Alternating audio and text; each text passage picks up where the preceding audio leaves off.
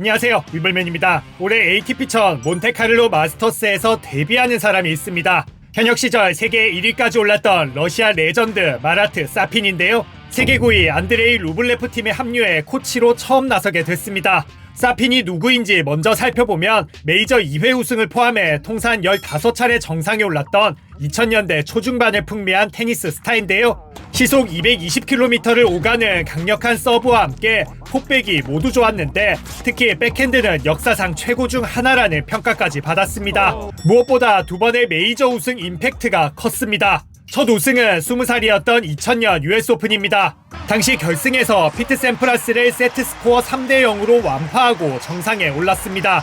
당시 샘프라스는 랭킹은 4위였지만 이미 메이저 13승을 거두며 레전드 반열에 오른 선수였는데요. 사피는 미국에서 샘프라스의 메이저 결승전 8연승 행진을 저지하는 파란을 일으켰고 특히 잘생긴 외모까지 주목받으며 테니스 스타로 떠올랐습니다.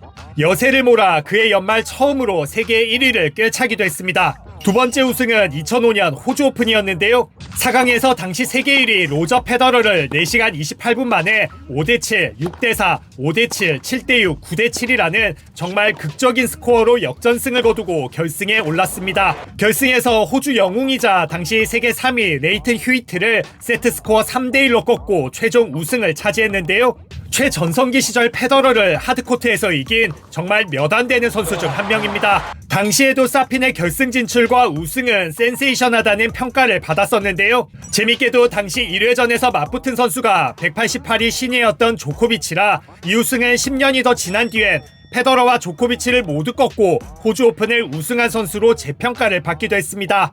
호주 오픈을 기점으로 다시 세계 1위와 메이저 우승 경쟁에 뛰어들 줄 알았는데 정말 거기서 끝이었습니다. 이후 우승은커녕 이렇다 할 활약도 보여주지 못하고 2009년 은퇴했는데요. 많은 테니스 선수가 그랬듯 멘탈과 부상이 발목을 잡았습니다. 매번 자신은 테니스와 맞지 않는 사람이라며 프로로서 동기부여와 집중력을 유지하지 못했습니다. 특히 워낙 불같은 다혈질 성격이라 원조 라켓 폭격기로 활동했습니다. 1999년 한 시즌에만 라켓 48개를 부쉈고 현역 시절 통산 1055개의 라켓을 박살내 이 부문 기록 보유자이기도 합니다. 거기에 손목과 무릎, 어깨 부상이 수시로 겹쳐서 결국 29살에 은퇴했던 건데요.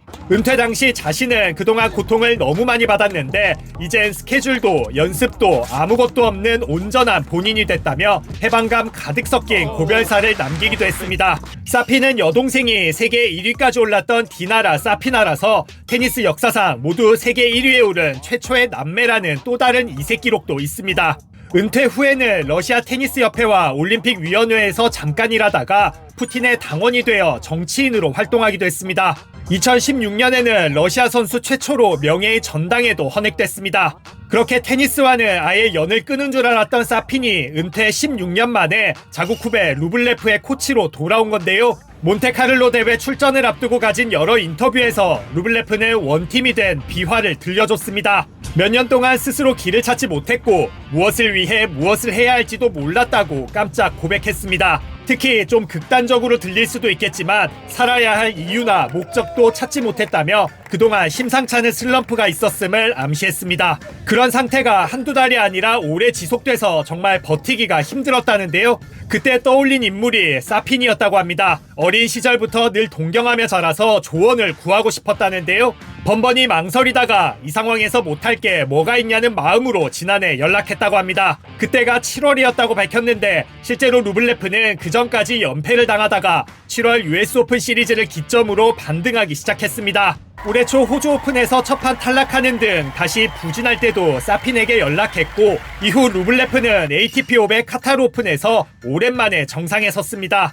하지만 현재 다시 3연패 늪에 빠진 상황인데요. 루블레프는 에이전트, 코치와 긴 상담 끝에 아예 사핀을 코치로 추가 영입하자는 결론을 내렸고 믿져야 본전이라는 생각으로 제안한 끝에 원팀이 됐다고 밝혔습니다. 루블레프는 사핀이 나 스스로를 이해하는 데 도움을 줬다. 그래서 바닥부터 시작할 수 있게 됐다며 조금씩 더 나은 방향으로 갈 수도 있었다고 말했는데요. 그러면서도 나는 행복하지 않다. 좋지도 나쁘지도 않은 상태다. 더 이상 스트레스와 불안감, 우울함은 없고 그냥 중립적인 상태다며 여기서 다시 시작해보고 싶다고 덧붙였습니다. 그동안 수시로 자신의 무릎에 라켓을 치고 심판에게 과할 정도로 고함을 치는 등 코트 밖과 다르게 코트만 들어서면 이상하리만치 예민한 모습이었는데 생각보다 자신과의 싸움을 오래 그리고 깊게 하고 있었던 모양입니다. 루블레프를 어떻게 도와줄 수 있느냐는 물음에 사피는 이렇게 대답했습니다. Well, it depends on him. I can show him